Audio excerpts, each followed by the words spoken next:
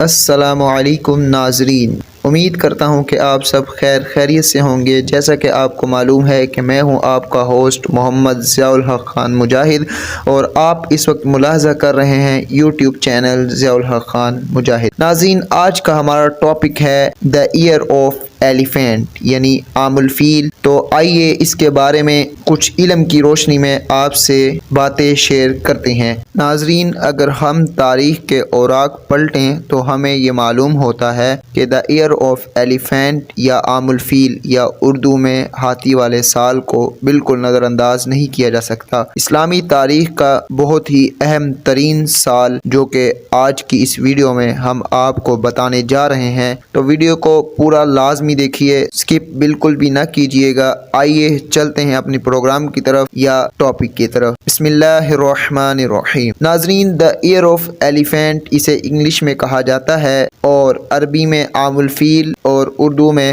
ہاتھی والے سال کے نام سے یہ سال مشہور ہے۔ اسلامی تاریخ میں یہ سال بہت ہی اہمیت رکھتا ہے۔ یہ سال 570 عیسوی کا ہے۔ اسی سال مکہ مکرمہ میں حضرت محمد صلی اللہ علیہ وآلہ وسلم کی ولادت بسعادت ہوئی، اور قرآن مجید میں سورۃ الفیل میں ہے۔ اسی سال میں حبشہ کے مقرر کردہ یمن کے گورنر ابرہہ نے مکہ پر حملہ کیا۔ اس نے اصل میں صنعاء جو یمن کا شہر تھا اس میں ایک کلیسا چرچ تعمیر کیا۔ چونکہ وہ مسیحی تھا اس لیے وہ چاہتا تھا کہ عرب مکہ جانے کی بجائے اس کلیسا یعنی اس چرچ کو مرکز بنائے۔ جب یہ ممکن نہ ہوا تو اس نے کعبے کو تباہ کرنے کی ٹھانی۔ ناظرین، یہ واقعہ ہم آپ کو ایک کتاب سے سنانے جا رہے ہیں۔ ویسے سیرت النبی پر بہت سی کتابیں لکھی گئیں، لیکن آج جس کتاب سے میں آپ کو عام الفیل کا واقعہ سنانے جا رہا ہوں، اس کتاب کا نام ہے الرحیق المختوم۔ یہ کتاب دنیا میں سیرت النبی کے حوالے سے انعام یافتہ کتاب ہے۔ تو آئیے دیکھتے ہیں کہ الرحیق المختوم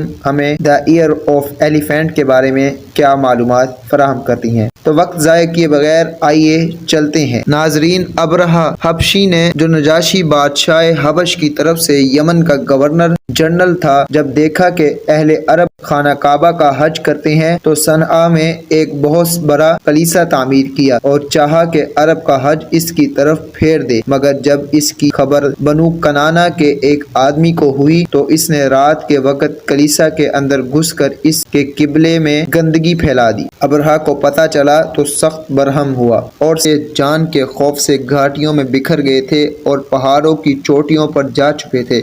جب لشکر پر عذاب نازل ہوا تو اطمینان سے اپنے گھروں کو پلٹ آئے۔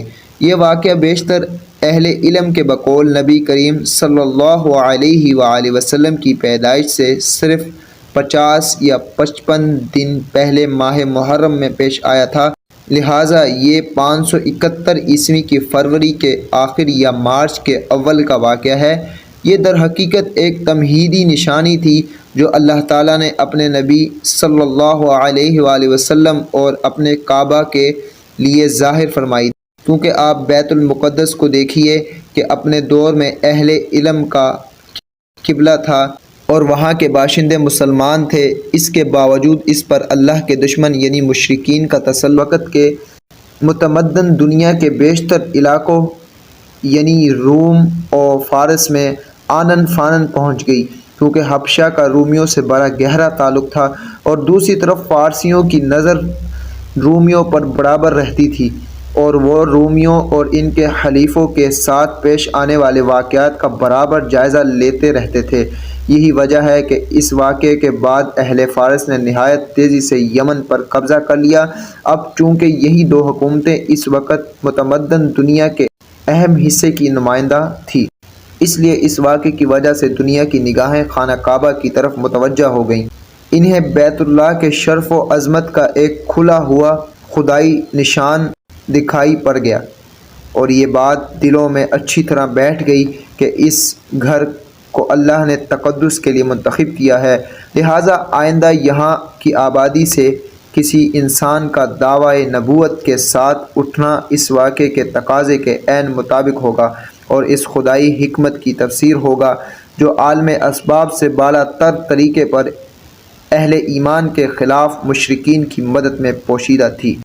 ناظرین، اس واقعے میں ایک بات یہ بھی بتائی جاتی ہے کہ جب ابرہہ نے مکہ پر حملہ کیا تو اس نے تمام لوگوں کے مویشی اور مال و اسباب اپنے پاس رکھ لیے۔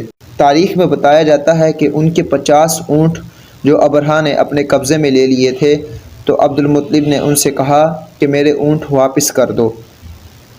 ابرہہ حیران ہوا اور کہنے لگا کہ کیا تمہیں کعبے کی کوئی فکر نہیں؟ تو عبد المطلب نے تاریخی الفاظ کہے تھے جو آج بھی ہر مسلمان کے لیے ایک سبق دیتے ہیں۔ عبد المطلب نے کہا کہ ان اونٹوں کا مالک میں ہوں اور مجھے اپنے اونٹوں کی فکر ہے، اور کعبہ اللہ کا گھر ہے، اور جس کا یہ گھر ہے وہ خود اس کی حفاظت کرے گا۔ ناظرین، پھر تاریخ نے دیکھا کہ اللہ نے اپنے گھر کی حفاظت کیسے کی۔ تو آج کا ٹاپک ہمارا یہ تھا۔ ناظرین، امید کرتا ہوں کہ اس ویڈیو سے آپ کو بہت ہی اہم معلومات فراہم ہوئی ہوں گی۔ دعاؤں میں ہمیشہ ہمیں یاد رکھا کریں، اپنا بہت سارا خیال رکھیں۔ ویڈیو کو شیئر، لائک اور کمنٹ لازمی کر دیا کریں۔ چینل کو سبسکرائب اور گھنٹی کے بٹن کو دبا دیا کریں تاکہ آپ کو نئی آنے والی ایک مفید ویڈیو کا نوٹیفیکیشن مل سکے۔ جزاک اللہ۔